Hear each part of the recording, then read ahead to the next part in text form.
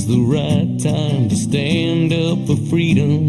Could it be when you start to fear creating children who'll inherit the pain and the debt of this nation and be slaves to the banks that cause hyperinflation, who are masters of commerce, lies, and bad legislation? Whoa, if you looked in the eyes of 1,000 young children through fences of razors, their innocence stolen as the red flag of tyranny flies in the open. Is that when you finally notice? Whoa, but I'm only a stranger here.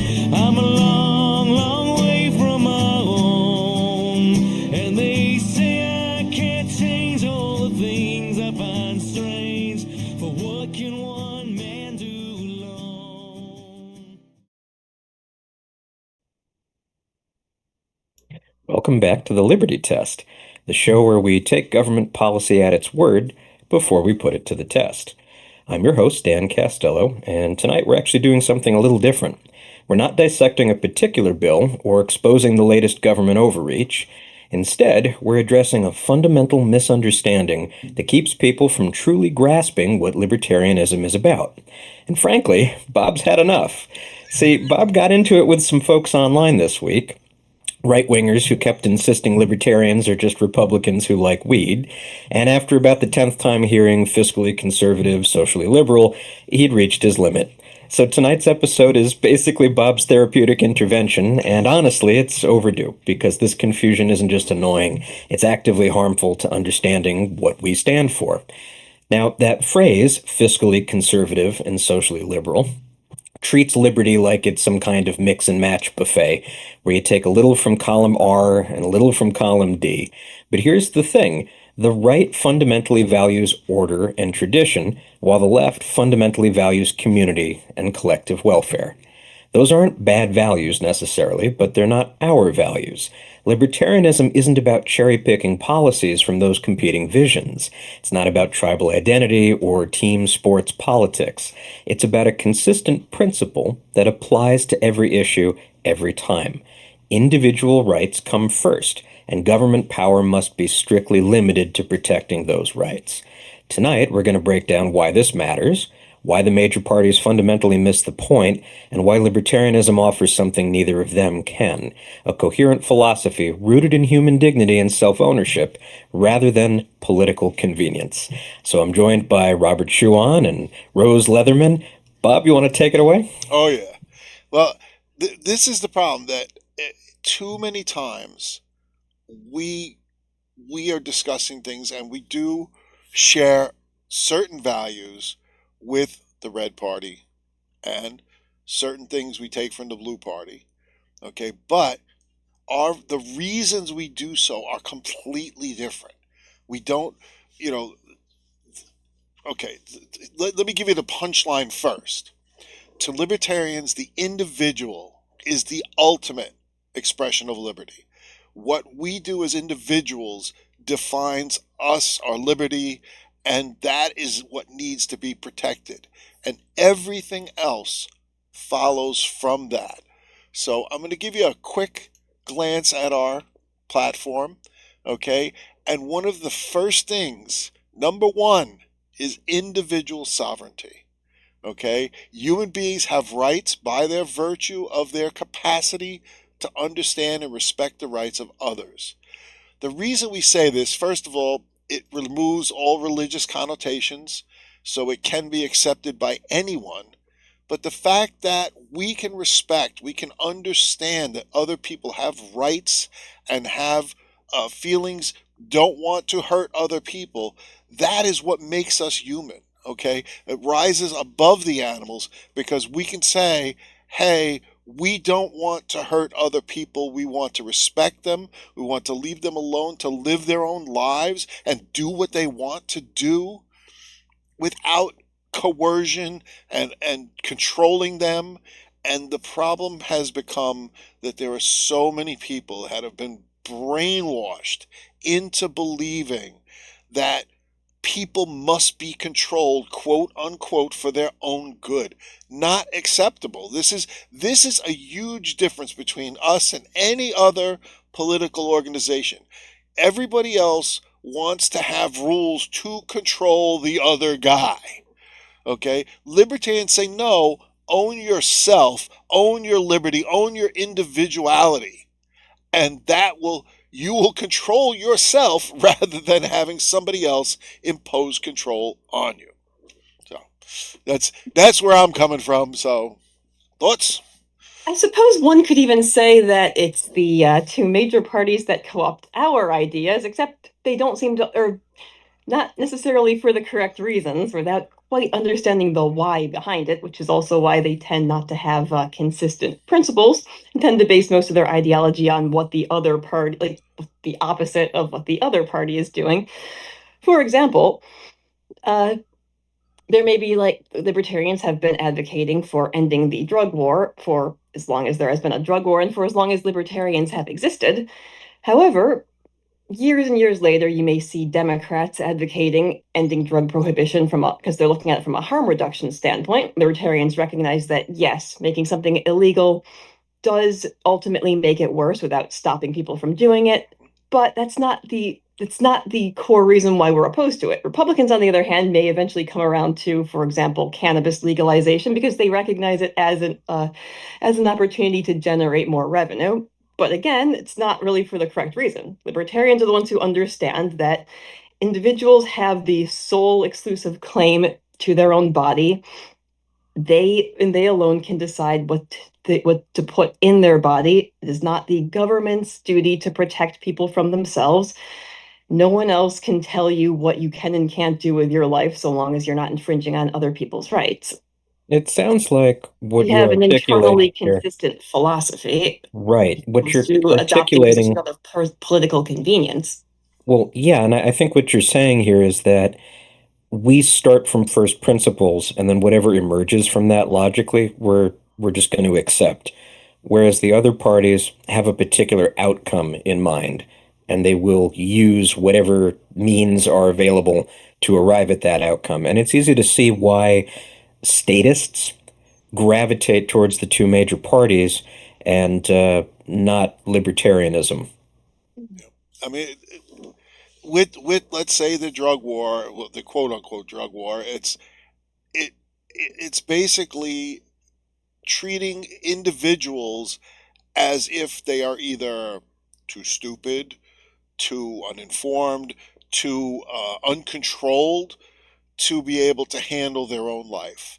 See, Aren't they? this is where there's a big philosophical difference between we're not necessarily endorsing drugs of any kind, okay? Something that may hurt you, putting it in your body, may not be the brightest idea. And Oh, it we may don't not, think shooting heroin is a good idea. In fact, we yes. think it's an extremely bad idea and you should not do it. However, we also recognize making it illegal just creates a black market. It makes everyone considerably less safe while empowering super violent criminal gangs.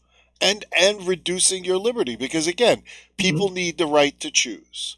Oh, Okay? yeah, Right, allowing, wrong, yeah, or giving indifferent. cops a reason to break down Yep. your door at 3 in the morning, shoot your dog and potentially your child or spouse, and drag everyone outside at gunpoint. Let me challenge you guys though with this, which is libertarianism when it comes to law and order appears to normies to be reactive rather than proactive.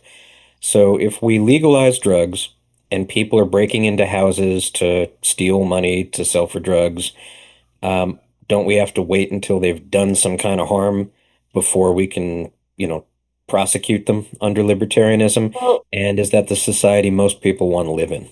the problem, like with some, like in some areas, like cities that have decriminalized drugs, the problem is it has led to an unfair discrediting of libertarian ideas. You'll have, yeah, so say What's you have a city that has decriminalized drugs, but they're not, but everywhere else people will still be prosecuted for using them. You'll have everyone flock to that city who wants to do drugs. And in addition, these cities tend to have some of the worst restrictions on the right to self-defense. So yeah, you do see an increase in crime. You see an increase in homelessness. They also tend to be very high cost of living areas. So then, yeah, people look at the results that they see an increase in crime. They see people who can't walk down the street without stepping in human waste. And they say, yep, this is what happens when you legalize drugs. Good job. See, we don't want this. We don't want this. Well, it's also because people are barred from being able to defend themselves. Usually, these are some of the harshest gun laws in the country are in these cities that have also decriminalized drug use. Right, but this So also brings liberty us can't be done piecemeal. right. That's the thing is You need to that give people all their liberties. Otherwise, yeah, you just create a situation where some people have more liberty and other people, yeah, are barred from this is exercising their right to libertarian self-ownership and their right to live their principle life how number they two, like. okay? Libertarian principle number two is you are responsible for your own actions. So, complete theoretical here, okay? You go ahead and do drugs and you harm somebody or take their stuff. They have the right to react on you and violently if need be. Okay, this is where this nonsense of eliminating, guns is going to make a difference. No, no, it's not. It's people need to be able to defend themselves, and if you fail in your responsibilities, that becomes on you. Not see, this is the thing is we try and distribute responsibility among society as a whole. That's not the way this works, okay? Right. You can look Every at societal factors, but they're an explanation. They're not an excuse, though. They're not Okay. an You want to do excuse. meth on your own time, fine. If it makes you violent and you attack someone, though, that's still And on they you and because they you happen to shoot you voluntarily because they're consume threatened. something. That's Well, on let, you. Right. let me give you guys a real world instance, though, where I think this order versus community thing comes into play. You can look at, the cities like Rose is talking about, as the example of the left doing their version of liberty, like legalizing drugs. But on the right, we have certain places like um, Bukele, the president of El Salvador, who is famous for having cut crime by 90%, basically by throwing all the offenders into prison. And by all reports, it's a much better place to live. The economy is doing better, people are happier, and all he really did was just took the criminals off the streets. Well, What's wrong with that? Isn't that the Well, whole right-wing argument? You can't you've have liberty until you've you have also had the security? other side argument where they took people that were doing drugs and doing that and basically treated them for mental illness, and that also worked, and crime was way down. So again, it's a case of working with people to have them understand that they are personally responsible for what they do. Okay, right. People need to have resources available, but like someone wants to get off of drugs, they need to want to do it. Otherwise, forced rehab doesn't work. People have to want to change their life, and in order to do that, they need to feel like they have something to live for. And that's a very far-reaching societal problem. The fact that so many people feel like they don't really have any prospects, they don't really have much of a future, so they resort to high time preference behaviors such as drug use. I mean, that sounds great in theory, but aren't we just doing theoretical navel gazing here? I mean, let's face it, our party never actually wins anything, right? So, we can be all theoretical and have a philosophically sound argument, but isn't the real world messy? I mean, but that's wouldn't the thing is that you see we as libertarians don't really engage in buzz phrases and shortcuts. Okay, to understand a problem you have to understand the entire problem. You can't just grab one little tiny piece of it and say, well, there's the solution, because that's not the solution for it. There's a lot of other things. Again, a society that is steeped in the tenets of liberty, you find that there can always be violence, there can always be crime. There are people that feel that that is either their right or the best way to get what they want, or they just have problems that they feel they can solve through hurting, stealing from other people. But in a society where everyone can defend themselves and that there are no restrictions on the means to do so if needed, then guess what? Those people tend not to last very long. They either shape up or they get stopped one way or the other. Look at what went on in Australia. It was that is like, as a libertarian, we look at that and we just literally can't. It's like fantasy land. It's like, does anybody not understand that if the people were able to defend themselves and had the means to do so, this would, number one, probably never have happened to begin with, because people like to attack people that they think are weak and cannot defend themselves. And having somebody there that's able to defend themselves and or the group, okay, brings us to a very swift conclusion. You really just want cowboys Why not? shooting around You know what? The randomly? Wild West, unlike paperback novels, was very, very peaceful. Because if you went and robbed a town, half the citizenry would grab their firearms and all their other things, and they'd come after you. So people were a little bit more on better behavior because they knew that there were consequences for their actions. Again, it's enforced responsibility. You I don't know. insulted someone, you'd get challenged to a duel. Well, I think that's that again, when you that's more take that to Hollywood its stuff, you know. Yeah, I you know. take that to its logical conclusion in heavy urban areas, don't you just get the Godfather? You can always have things like that happening if one group builds up enough people that are willing to follow them. But you know Well, what then you get the happens state. in real life? You get another group that resists them.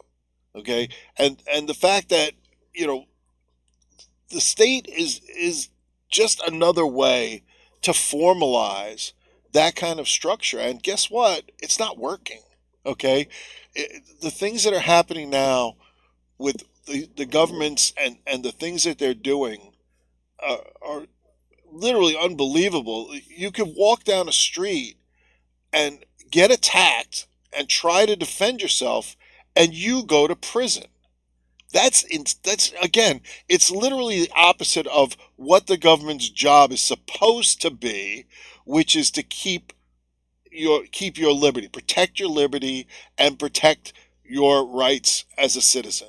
I don't know, Bob. If my daughter or my elderly parents were out walking at the mall by themselves, I wouldn't expect them to have to be packing to protect themselves. And I don't want to have to chaperone them everywhere to make sure that they're protected. So don't I want a society where there's cops everywhere and, they're protecting everybody? It's one thing if they work for you. It's quite another when they work simply for the state, okay, and not in your best interest. This is where, and again, here's the problem, okay? We all know, because we're not mentally ill, that men are physically stronger and faster than women. Sorry to break your bubble, but there it is. As a human being, the male of the species, more testosterone, more muscle mass, can run faster, more lung capacity. So, a man versus your average woman, it's an uneven contest because the man will always win a physical strength contest 99.9% of the time. Looks like we need something that would level the playing field. Ding, Some ding, kind ding, of ding. technology. I And think, what is that? going back to what Dan was saying, I think most people do not want to shop at a business that they have a high likelihood of being stabbed or mugged on the way between their car and the business. I think most businesses would want to handle security so that people would actually want to visit them. Problem we have now, for example, in our city, Destiny Mall, serious problem with people getting mugged in the parking lot. They can hire mall security guards, but they're limited in what they can actually do. Like But they who, can. wait, but who limits those security guards? I'm sorry, what? Who is limiting the security guards? The state, The exactly. state. And this They're is the limited in problem. what they can do because the state has made it illegal for them to go all out on defense. So the most they can do, they can perhaps detain people while they call and wait for the cops to get there, and Even they then, can still. you'll get sued. You Well, get yeah. sued because I mean, this, and the thing is, you do want them to be liable if they use excessive force or if they hurt someone. That's how you keep them accountable. yeah, but However, down here we have incidents where the people that are security guards are told not to engage just these let people. shoplifters escape. Just let or them just let escape muggers, as long as because they're not, yeah, as long as you willingly give up your wallet, which is what they tell you to do. As long as the person they're mugging is okay, the security guards will just let them go, and they'll say, oh, that can be replaced. Well, and no, until they that's kill my you money. anyway. And this is again, this has been like this whole chain of So they you know, just the state oh, go ahead. taking the monopoly on power and on self-defense, and literally look at the court decisions that say, well, the police are there to protect the law, and they put law in capitals and in quotes. Oh yeah, Okay, they don't have they do not they are not obligated to protect the citizens. They're there to at uphold the law. all. This has been established. Yeah, they're there to protect the Court. state, is what it's for.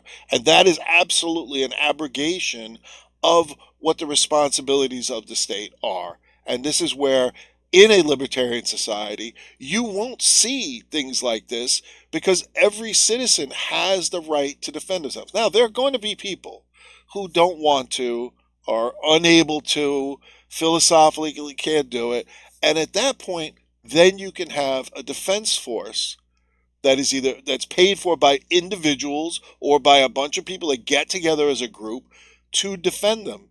But it doesn't come up as much because people that don't respect other people's rights tend to be cowards. Okay? They tend to be out for themselves and for no one else. And the the the actions that they take, okay, are only in their own self-interest, which means that if you have a defense, it's the same thing like burglars in houses. They don't burgle the house that has alarms and cameras and all of that. Why? Because it's too difficult, it's too dangerous, and if the homeowner's armed and they have a big sign, guns on premises, guess what? The burglar's going to go somewhere else. That's because Well, they it find that sounds what the easiest thing to do. It's the old thing. Like a bully doesn't want to fight you; he just wants to beat you up. So if you let him beat you up, then he gets what he wants, and you can't defend yourself. But if you are there and defend yourself, and you have some friends with you that are going to help defend you, he's going to walk away because again, this also comes back to like a peer pressure thing. Okay, is that if society insists that you be responsible, amazingly, people become responsible because again, there are negative consequences for bad behavior. Right? It's the same. It's the same as pets. I'll make that argument with you. Is that if you do not train your pets, you just let them do whatever they want. Why would you be surprised when they do things you don't want them to do? Because there's never any consequence. And well, sounds like you needed to get that off your chest, Bob. I hope that helped. well, it's just like so. As libertarians, back to the subject at hand, everything flows from the fact that the individual is primary. And if you look at it from that perspective, and we are technically, we're all on the platform committee and we helped create this document together, is by looking at that and following the consequences of treating the individual as the number one priority. Well, then here's All the something I rest. think might be interesting to do. Let's bring up the platform and let's quickly go through it point by point. Now, I'm interested in hearing from each of you which of the two major parties Pretends to would care about that specific thing and Right. why they are exactly. doing it for the wrong reasons. Right. Yeah. So the platform starts by saying a just and prosperous society is rooted in the recognition of the inherent, unalienable rights of individuals to life, liberty, property, and the pursuit of happiness. Does anybody object to that on the left Well, or the right? Not that they'll tell you, but Well, no. the left seems to object to property. Right. they That both of the major parties do, just for slightly different reasons, and they have slightly different things they do that violate property rights. Yeah, so right from the beginning, we've already got some differences. And then we go on to build on that by saying governments are instituted to safeguard these rights, deriving their legitimacy solely from the explicit consent of the governed. Do the left or the right agree with that?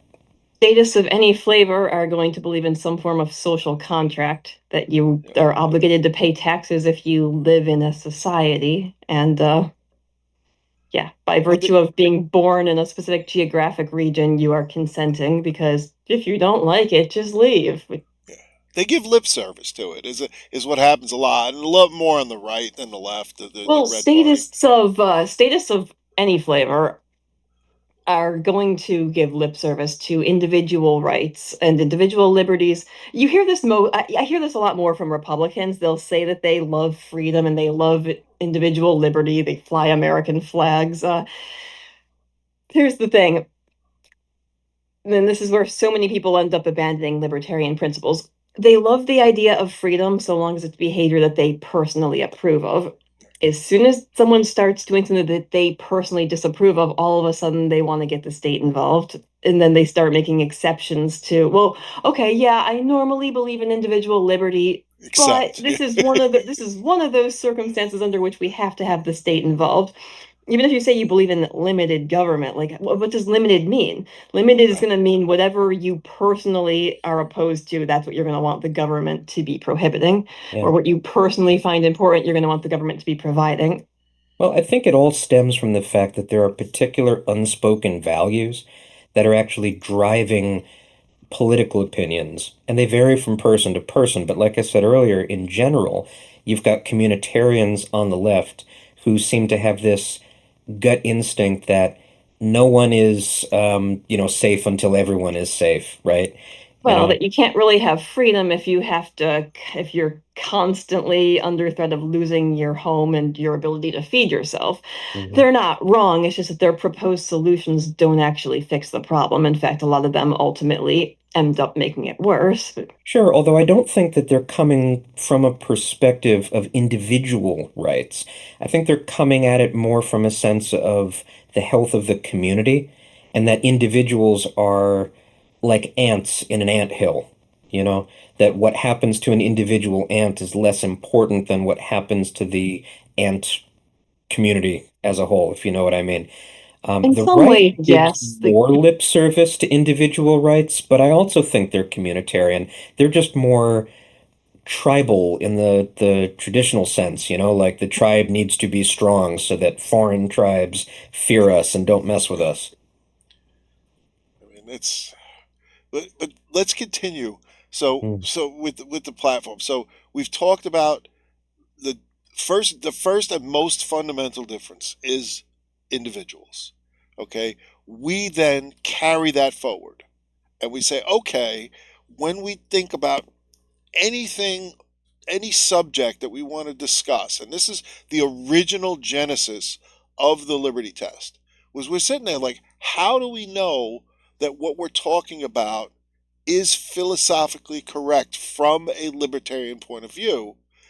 Um, this was the whole reason that we originally created the idea of having a Liberty Test podcast.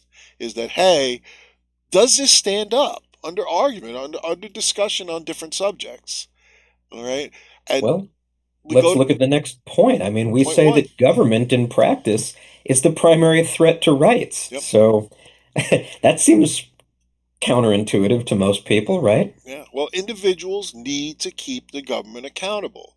The problem we have today is that the government is so powerful, so far reaching, that there is no way for any group of individuals, to try and keep it under check, under control. They control the money. They control the tremendous military. People forget that the idea of the founders was the military is only funded for 2 years for a specific reason, to Mm. keep it small, to keep it as a temporary force to be used in case of invasion or threat. Okay, but that went right out the window again because they just pretend and they play with the law to get around it. Well, it makes you wonder how any set of principles, however well worded they may be, would hold government as powerful as what you're describing accountable. Well, that's the thing. How do you do it when it's How do become you do this it? large? It's so difficult, and this is where people themselves need to push back. They need to say, no, we don't want to do this. We don't want the government involved in every single thing we do, every aspect of our lives. Again, when they talk about the America being fascist, it's literally the case. You cannot do anything in the United States right now without the government looking over your shoulder and telling you what you can do and what you can't do. And it doesn't matter if it's on your property, in your house, how you raise your kids, any of that. Yeah, And but Bob, there's so many threats, and if government's job is to protect people's rights, doesn't it have to start with our physical safety? Because well, our rights don't matter if we're dead or injured or being intimidated by criminals or terrorists. well, then how come they lock you up if you defend yourself? Yeah. Well, that's because we know what their real purpose is. They want power for Power. themselves. And I guess that's a long-winded way of getting to the point here, The which is person who can defend themselves is individuals a need threat to to the know, state, as they need opposed to to know about these principles and they need to care about them in order to take next steps, in And order to hold government accountable. well, So let's keep in go mind, a on to the prison next. cell is very safe too. It's Mhm. like if you're in solitary, you're quite safe. You're not going anywhere, and nobody is actively threatening you unless they let somebody else in the cell. Well, So it boils down to treating people like adults or treating people like children. And what's the difference between an adult and a child? A child is someone who has not yet come into full uh, exercise of their rights, whereas an and adult is someone who responsibilities. has. They are responsible, but that also comes with freedom. It's two sides of the same coin. So that's why we started with the individual sovereignty point, and we said human beings have rights by virtue of their capacity to understand and respect the rights of others. So let's stop there. What does that statement mean? It seems circular. But it doesn't. It's the fact that the the thing that makes us human is that we can understand that someone who is not part of ourself should also have rights. They should be able to do the things that they want to do without our interference or control. And that is a huge philosophical difference And between. it's a takes big. a ton of self-reflection and Mhm. humility to realize that other people can run their lives better than you can. And also, you see someone doing something that you disapprove of. You see someone walking their dog using a prong collar incorrectly, and your knee-jerk reaction is, "Hey, they shouldn't be able to do that. Someone needs to stop them." And then from there, that's where people think there ought to be a law. It's Like funny that you picked that example because doesn't a dog have rights too? I think everyone kind of has these statist impulses. You have to unlearn them.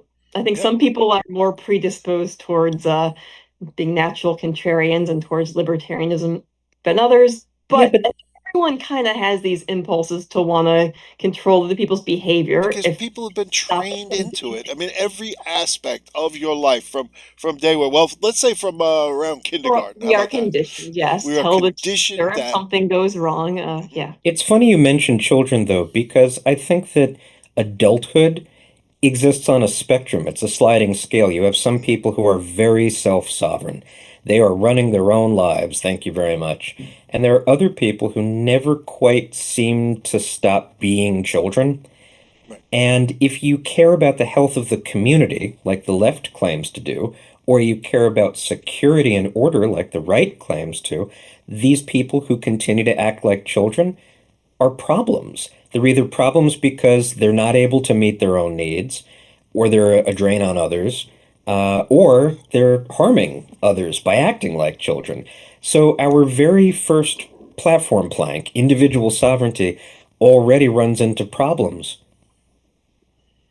Not I mean, no. it's not like there wouldn't be community resources. Prior to the existence of the welfare state, most people were, or yeah, private mutual aid organizations were extremely common. A lot of Right. people would choose to join them because then you'd have that sense of security. Like if you unexpectedly got sick or lost your job or were out of work for for a sustained period of time, you had something you could fall back on. So it's not that, okay, we're not proposing that, it's every man for himself. And We want there to be community supports. We just recognize that the state is extremely bad at providing that. I think what we're saying is that each individual has exclusive authority over their own mind and body first.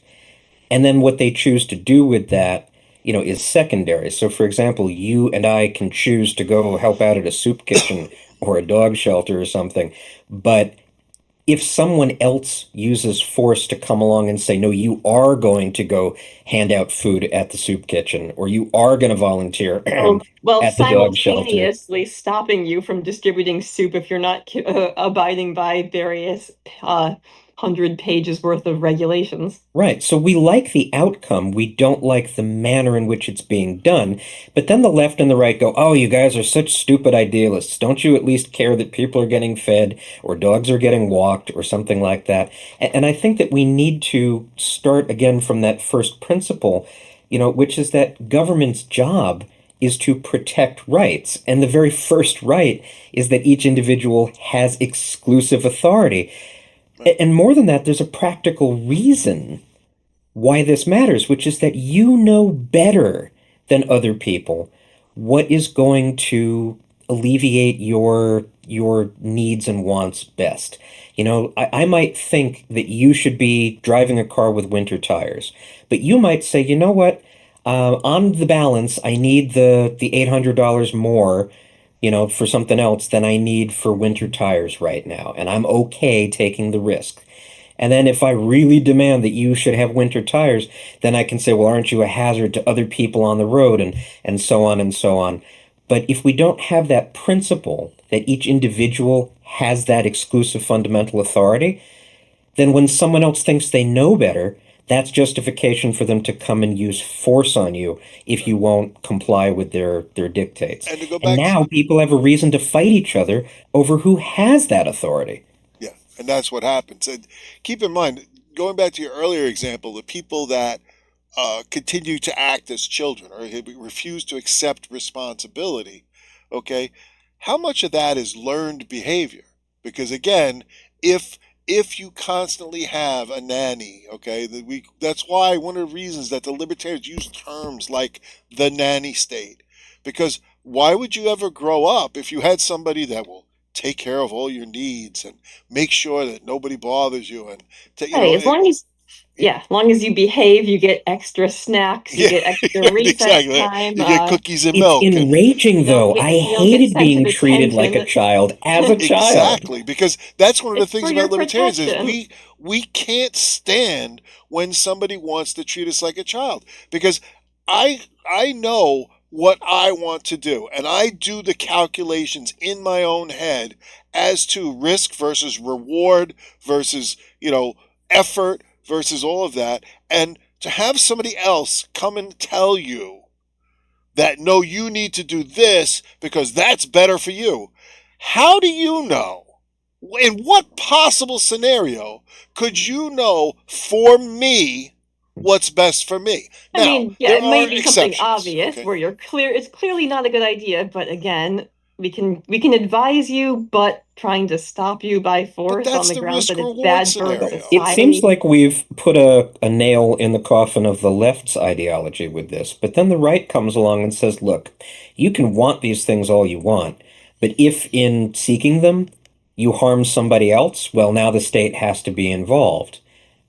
Well, we say that too, though, is that if So you aren't we harm just somebody right-wing? else, that's on you. And guess what? They have a right to protect themselves The and right to Ah, would protect their argue, though, that property. it's that by hurting society, for Yeah. example, by undermining the family unit, that our principles are ultimately bad for society long term, and that they, yeah, cause moral degradation, basically. But well, this that's is why guess we what? put That's Moral in this. freedom decay. of conscience as our next plank. We state explicitly, individuals are free to hold beliefs according to their own moral and ethical convictions, without persecution, meaning, the government can't officially come in and say these beliefs are anathema and we're going to stamp on them. And yet, that's also going to be vehemently rejected by lots of people on the right or even the left who are going to come out and say, "But yeah, look at these Nazis, or look at these communists, or look at these Muslims, or look at these gays, or whatever. They destroy society." Right. I mean, Stop them. technically, we should stone adulterers versus we shouldn't stone adulterers. That's technically a difference of opinion or a If difference we in belief. tolerate these people, they're going However, to destroy us. But see, again, what is you the just argument. did is this is always the stereotyping of the individual into some group This that you can collectivism. basically collectivize and say, well, that group's bad because, and guess what? You're wrong before you even started, because Well, they'll you've put hear them in one a thing group and which basically strips them of their individuality and Mhm. basically lumps them all in together, usually by a criteria that's completely inaccurate. Well, And that's the thing. You'll say one thing and then someone will just jump to conclusions about what else. I mean, yeah, again, exactly. we vote. I mean, okay, if you're a libertarian and you're not getting called both far right and far left at least once per day, bonus points if it happens in the same social media thread. You're doing it Yes. wrong. So All yeah, right. you'll say one thing and people Well, will but just again, jump to conclusions about your ideology, and then it's always funny. because They'll they support mistake particular politicians. people And mistake where our philosophy comes from, yeah, and that, like, is again, people like to group other people. Part of that's learned behavior. Part of that is pressure, because the people that are call them bullies. I'm going to use that term.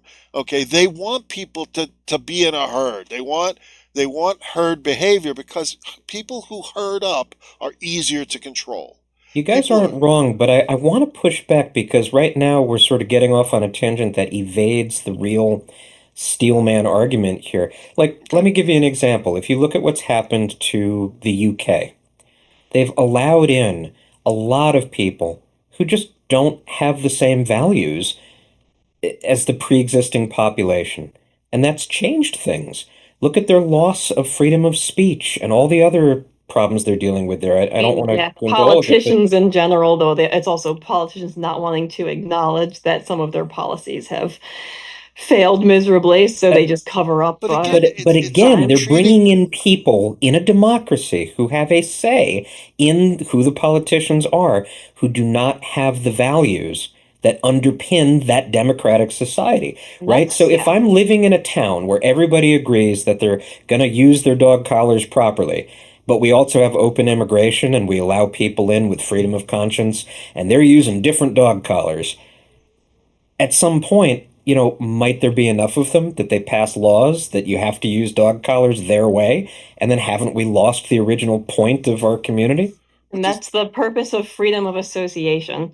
right. You can have you can hold whatever beliefs you want. You can create a community based around those beliefs, but yeah, let me choose not to associate with you and let me live with like-minded people and only associate with like-minded people. So it sounds like you're saying that It even also, if the well, rest of the community, it also demonstrates the failure of having a state that, see, this is why the more power the state has, the more it pits people against each other, because rather than being able to just practice freedom of association and live side by side with people who have different values, people start viewing each other as existential threats. Like, okay, your neighbor is going to vote for someone who wants to outlaw something important to you. They think you're going to vote for someone who wants to outlaw something that's important to them. Suddenly you become a threat to them. so this I go is where back, our but this go principle of back to the groups. self-determination Okay, comes from. again, this is an individual immigrating into a country is not a threat unless they show themselves to be one. Groups immigrating into a country are called invaders. They're called, again, it's not dealing with people as individuals, but dealing with them as a stereotyped group. Okay, because once somebody who comes into the country or comes into your group and does things that is against the group's ethos, let's use that word, okay, are, again, this is where you have the right to say, no, I don't want to deal with you because you're doing things I don't like to me, to the group, and we're going to either exclude you, or if you're doing something to harm the group, we're going to do something about it. And instead of that, the state helps create this false idea that, all of this group should be treated as if they're the same, not even person, because again, what they do is they dehumanize that into talking points and statements. I get what you're saying, Bob, but if enough people show up and vote, and those votes affect the laws, don't you have an obligation to obey those laws, at least under the Again, current system? this is giving the state complete power over your life. So Okay, it sounds like we need to push the importance of self-determination. Individuals, no matter what the state says, have the authority to decide matters, including but not limited to things like health, education, financial well-being, self-defense, and dog it's funny, collars. that was the next platform, the point that we added, Mhm. to say, hey, you have the right to determine your life for yourself. So if a group of people get together and call themselves a government, that doesn't give them the right to determine for you how to decide matters that only you can decide. Correct. I mean, that's, All right. again, it's individual versus a group, and groups always get stereotyped, and it's, But a group is really just a bunch of individuals. That's all exactly. it is. So if I don't have the right to tell you how to run your life, then Rose and I getting together and voting doesn't give us the right. Which gives you the next libertarian trope, which is two wolves and a sheep deciding on what's for lunch.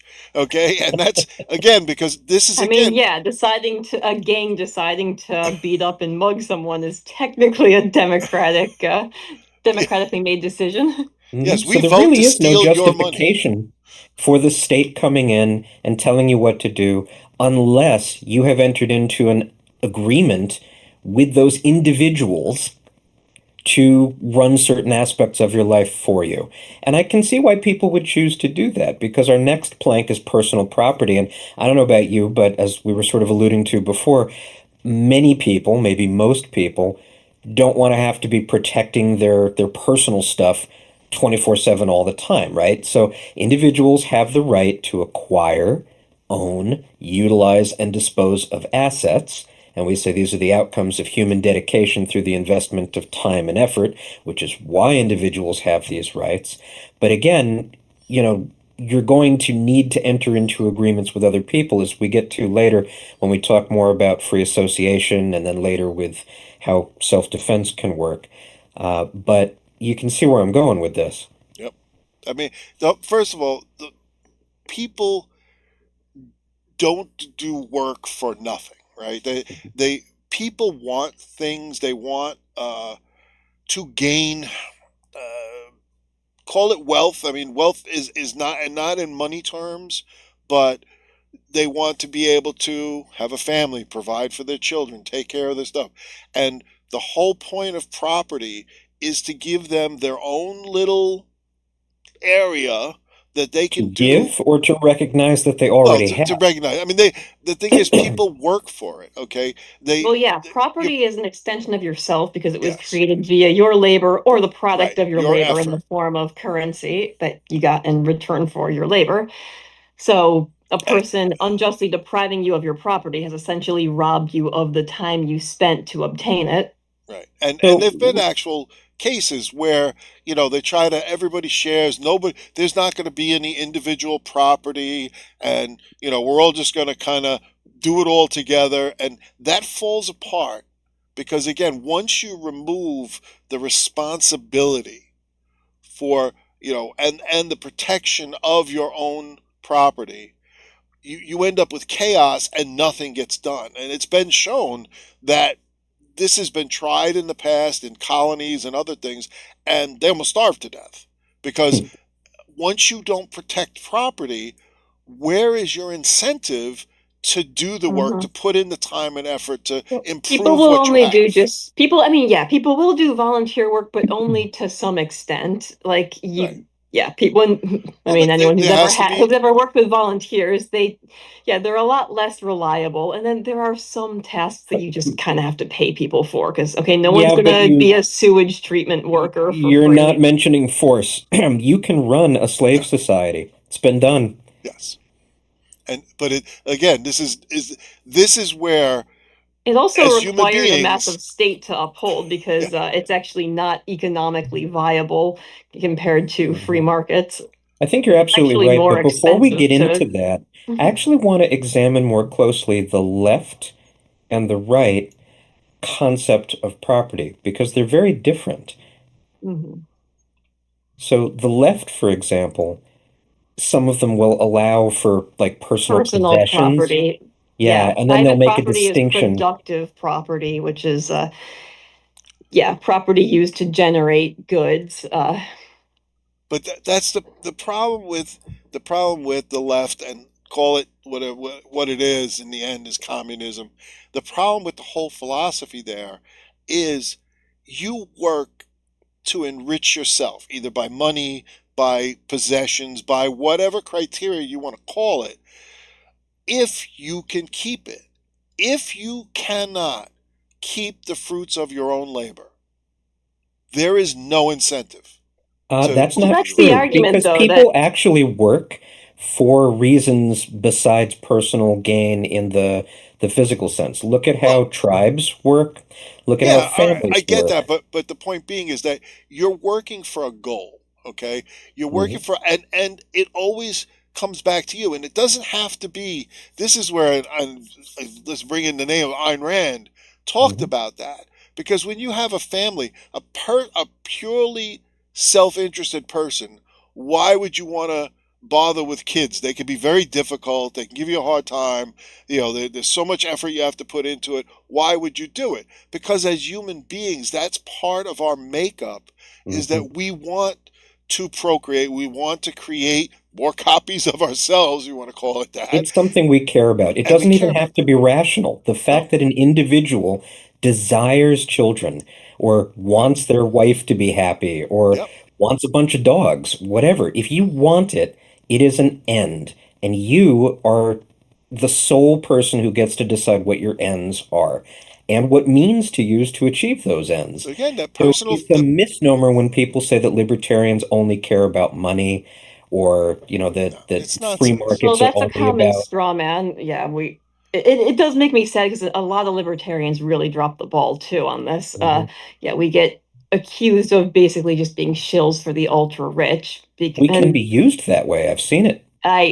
you see this a lot. Like there is a serious problem with that kind of very heavily watered down mainstream type of libertarianism, the kind that's like heavily funded by, for example, the Koch Foundation, that like they'll pick and choose which libertarian principles they actually like. Okay, sometimes they'll have great articles on police brutality, but then they'll also be writing like anti-union pieces or talking about how great it is that people can donate unlimited or lobbyists can donate unlimited amounts of money to politicians' campaigns or other things that are not actually free market mechanisms, but which are not like they'll pick and choose the parts of Yep. libertarianism They that cherry pick it. Yeah.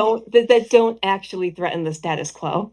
Well, people have talked about libertarianism as a sort of almost neo-feudalism because we believe in contracts and we believe in property. And if you look at how feudalism actually worked, it was individuals choosing to contract with other individuals. It was personal fealty and service, So if you take the personal property plank from the right wing, coming at it from a sort of royal type of situation.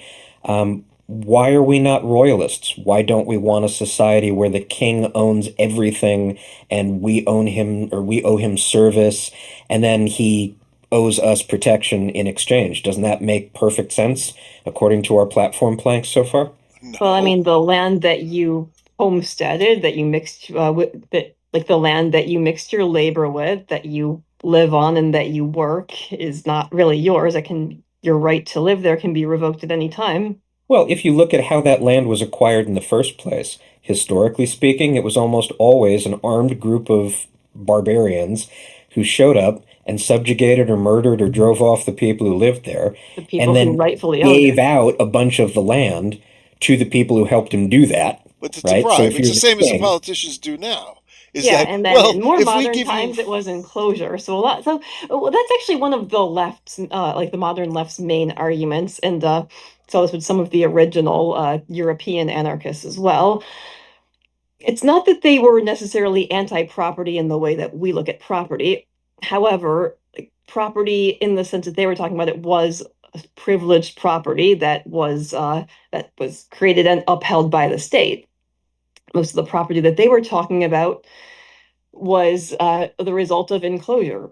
People who had lived on property and worked on it, and who, by all rights, it should have been theirs. Like that land was given to a, basically a feudalist or a nobleman or landlord. well, again, let's say that we just had a completely blank piece of land and I bought it or homesteaded it, mixed my labor with it. And then when I got old, I decided to sell off parcels of it to people completely voluntarily.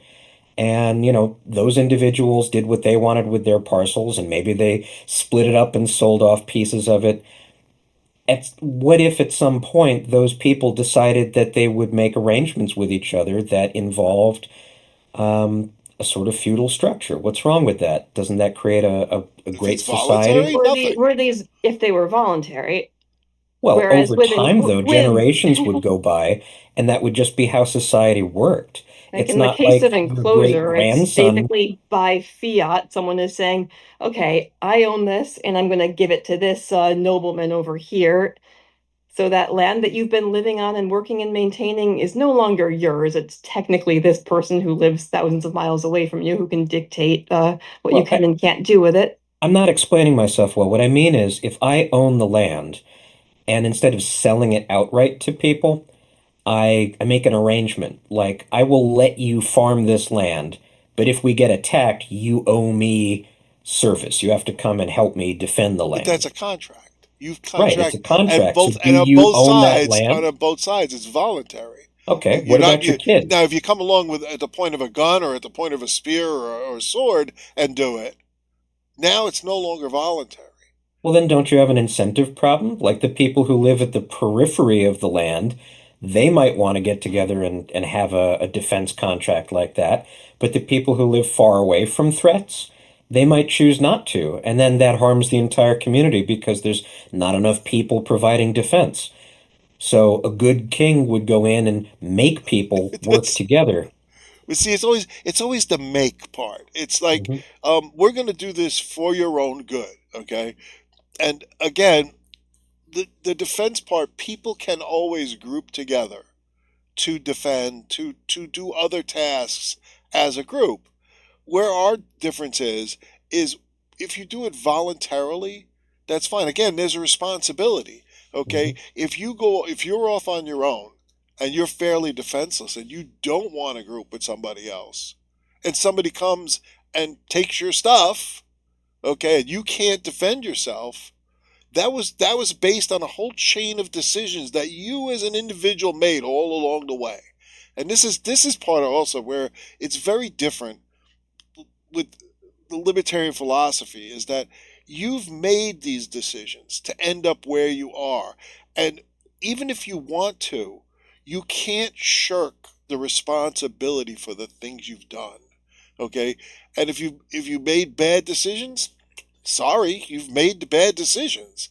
And incentives are there's always incentives to make better decisions because there are consequences to the things that you decided to do or to not do.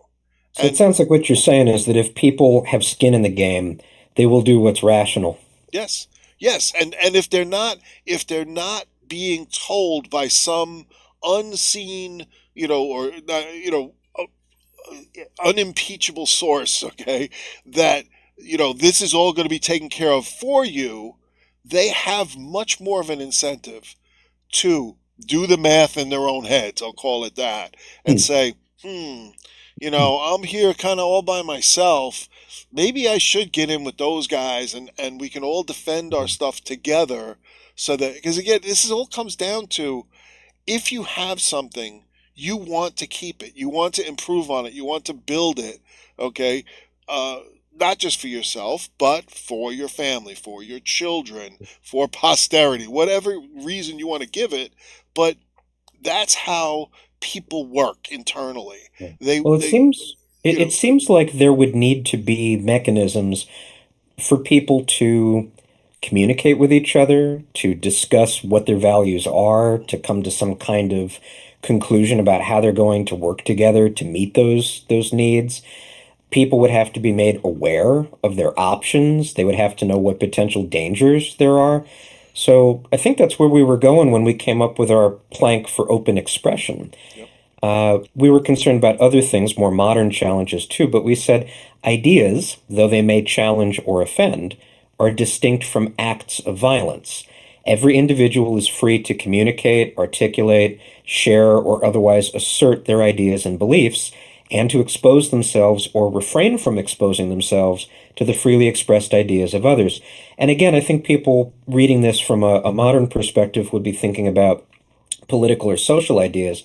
But actually, it goes back to what you were just saying, Bob, about being able to learn about your environment and what opportunities and dangers are in it so that you can inform your decisions on how to act. Yep.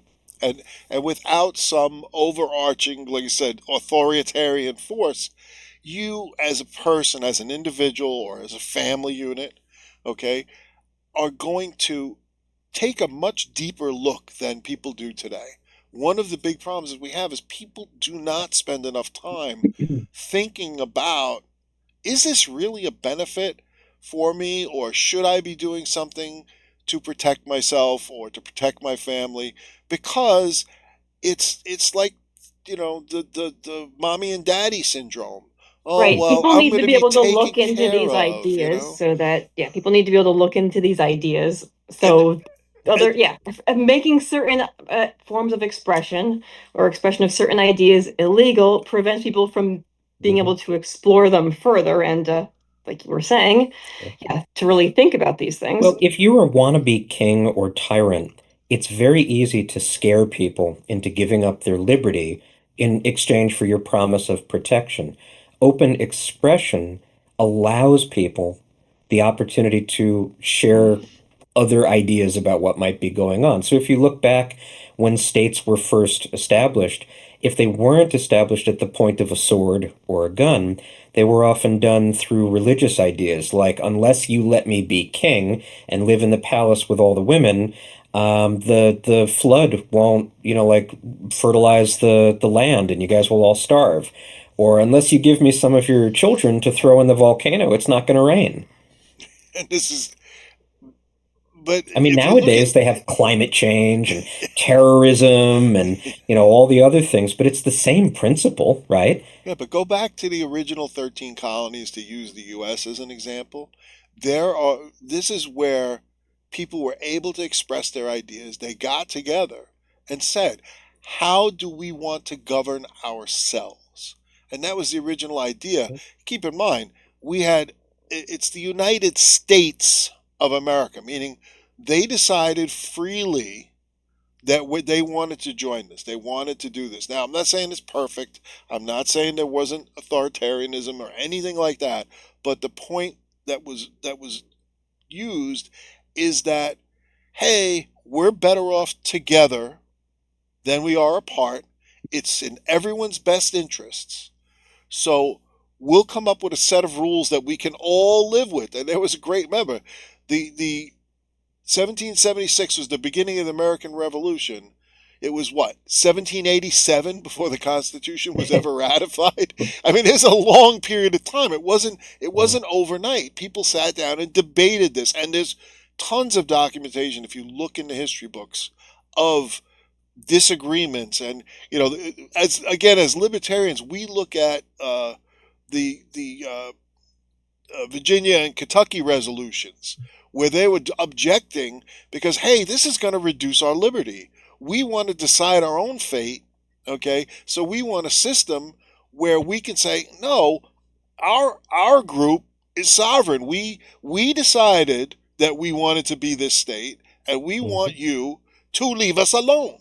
I mean, it really comes down to one of the Yeah, other big and the philosophies that we interesting, don't mention is in libertarianism is the right to be left alone, yeah. which that kind of brings Well, us to most of in a ours. way, all of these ideas merge and meld and support each other. And at this point, we're kind of repeating ourselves. So there's not even that much more to say about it. The fact that the colonies, like you were saying, got together and agreed on these principles more or less, is something of a miracle when you think about it, because all the unpacking we've had to do to explain them, it's not intuitive. I think a lot of people gravitate to the left or the right because those are intuitive. If you're on the right, you want a strong person to protect you. If you're on the left, you want a healthy, happy family, where everybody gets everything that they need. It's almost like you want daddy on one hand and mommy on the other hand. Yep, And nobody wants to grow up and be the adult who's got to be self-sovereign, who's got to be responsible. responsible. That's what it comes down to, responsibility. Yeah, and I think that's what the rest of everything in our document is about. So, I mean, we can leave it to our audience to go through and read it. There are some interesting ramifications of the philosophy, especially towards the end where we talk about, people that aren't the strong, independent cowboy type, children, people who have, mental or psychological deficits. I mean, there's all sorts of interesting edge cases, but we may need to wait until there's a government policy or something that comes along so we can discuss that Put it to the in more Liberty depth. test. Yeah, and then we can put it to the Liberty test.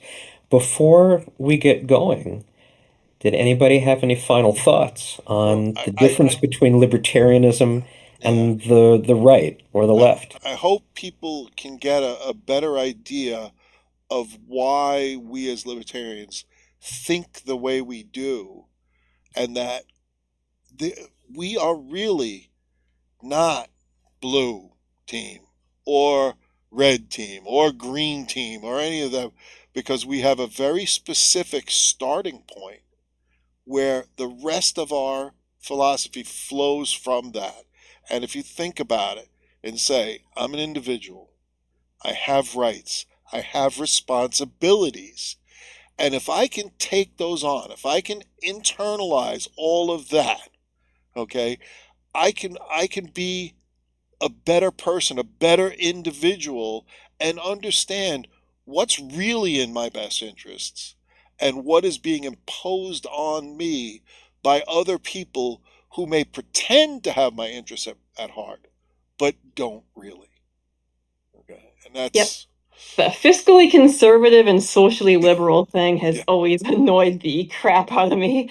because It's that's so not us. it's so reductive, okay? Yeah, social, but yeah, socially liberal because we believe in the principle of self-ownership.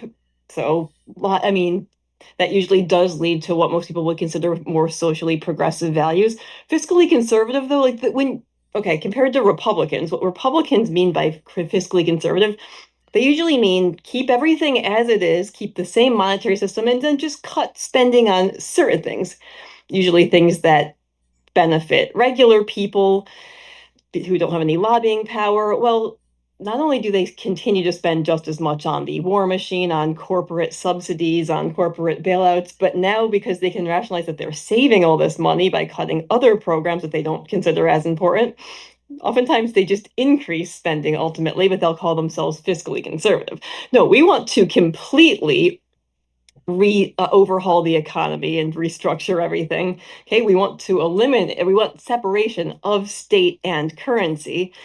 Um, we, yeah, okay, we're not looking to just be fiscally conservative. Conservative means we want to conserve something. Okay, we don't want to conserve anything about the system. We want a completely different system. And we want Ideology is revolutionary. It's not conservative. It's not, watered down socially liberal. if you look at what people can do when they're left alone, to just do their own thing. The human beings are an amazing species. Okay, you look at the people that we revere, the inventors, and why is it always treated as an individual or at most a small team of people? Because human beings are at their most creative when they're just allowed to go with an idea that comes up into their head. And this is where, as libertarians, let them do that. Let them be themselves. And if you want to join with other people, great. If you don't want to join with other people, great. But it's you. You have to start with yourself, with your individuality, with, you are the most important person in your life. Now, that does not mean you don't care about other people. As a matter of fact, that's the reason we say, as a human being, you care about the rights of others. Okay? And that you Because they're understand individuals too. Yeah, because they're it's a individuals too. it's a radical morality, and the only one that makes coherent sense, where we're starting from a fundamental principle and then unpacking it, rather than starting with a conclusion and trying to go backwards to rationalize it. So if I had to try and tie it together for people who aren't really sold or who aren't even familiar with what we've been discussing tonight, I guess it boils down to this. Only the individual acts. That's why the individual matters. You own your body because yours is the only will that acts directly through it.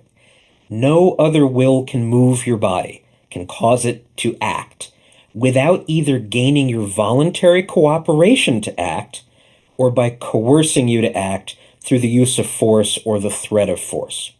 As libertarians, we believe that voluntary cooperation is moral, coercion is immoral. We refer to this as the non-aggression principle. It's not pacifism. Now, because the individual is the only moral actor, all morality comes down to interactions between and among individuals. There is no special moral authority granted to groups of individuals. A group of individuals may not morally do something that an individual may not morally do. If I may not morally break your leg, then a group of individuals may not break your leg morally either.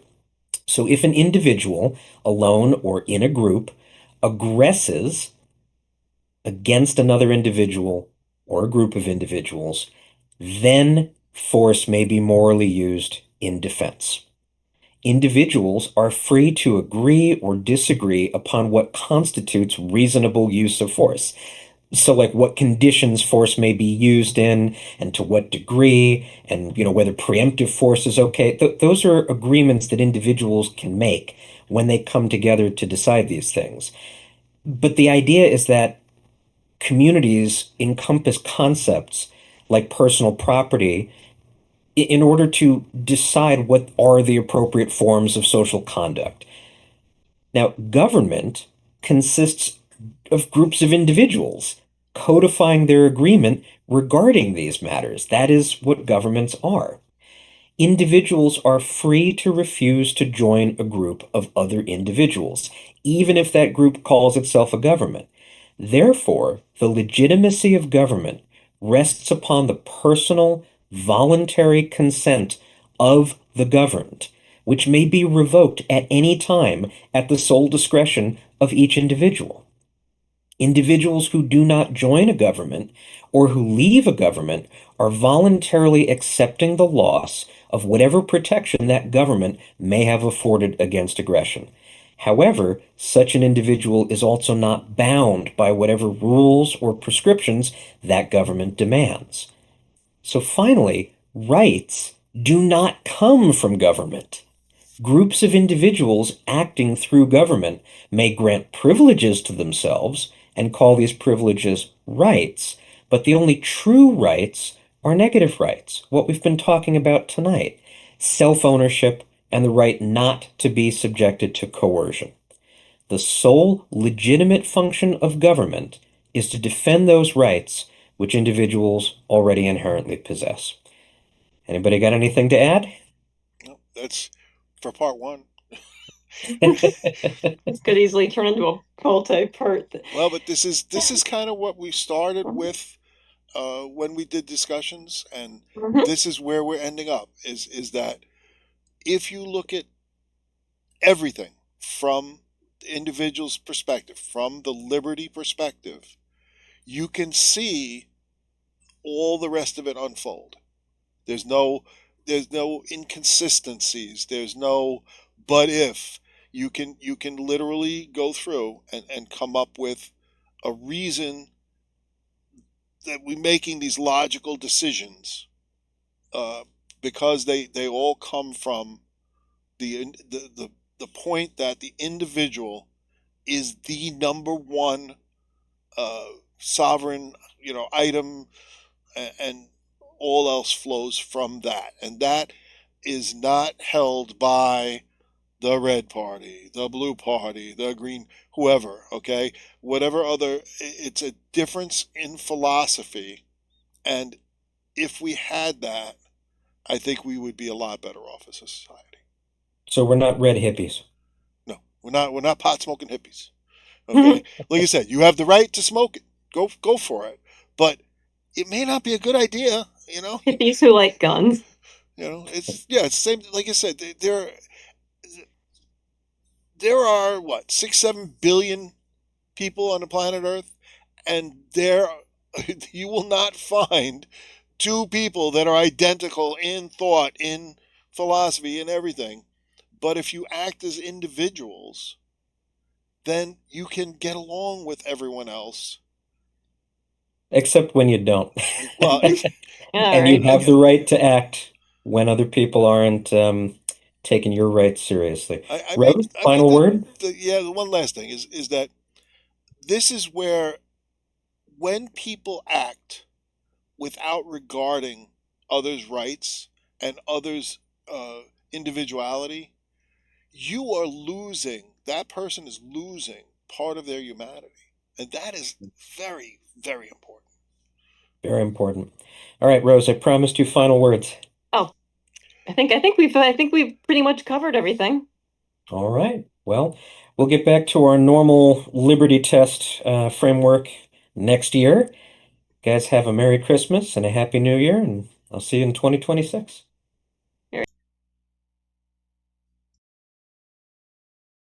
Where will you be when the order is given to censor your mind as free speech is forbidden, as martyrs for peace from the world will be driven away by the sound of a bellowing thunder and choke on the blood of a dream going under?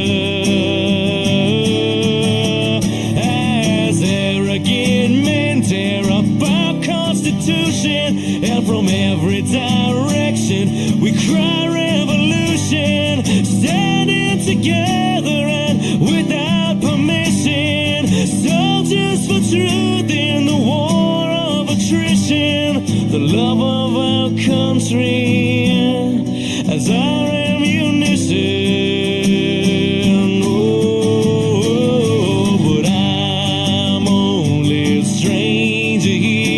I'm a long, long way from my home, and I'm going to change all the things I find strange, for I am not one man alone. Yes, I'm only a stranger. I'm a long, long way from my home, and I'm going to change all the things I find strange, for I know that